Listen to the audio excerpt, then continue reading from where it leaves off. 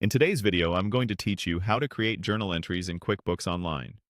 Journal entries let you record accounting transactions directly in your ledger, which is especially useful for adjustments, accruals, and corrections that don't come from standard sales or expense forms.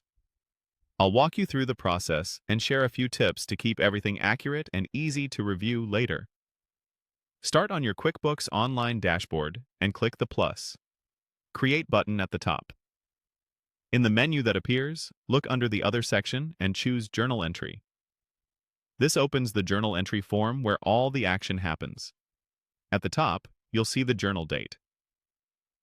QuickBooks fills this with today's date by default, but you can change it to reflect the correct accounting period. Right next to it is the journal number field. QuickBooks automatically generates a number to keep your entries organized. If your company uses a specific numbering pattern, you can edit this field to align with your internal sequence. Now move to the lines below. On the first line, select the account from your chart of accounts that you want to impact. Decide whether this line should be a debit or a credit, and enter the amount in the appropriate column. You can add a description for context, such as the reason for the adjustment or a reference to a document.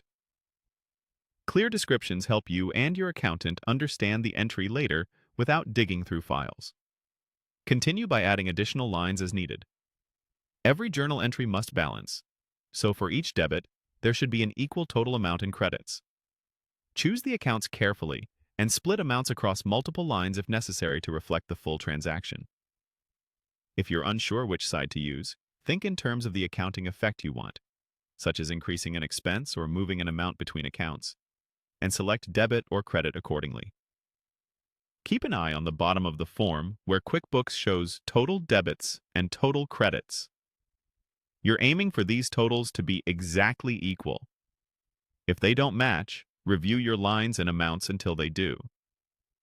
If you have supporting documentation, like a receipt, a spreadsheet, or a statement, you can add it as an attachment. This keeps your records complete and easy to audit.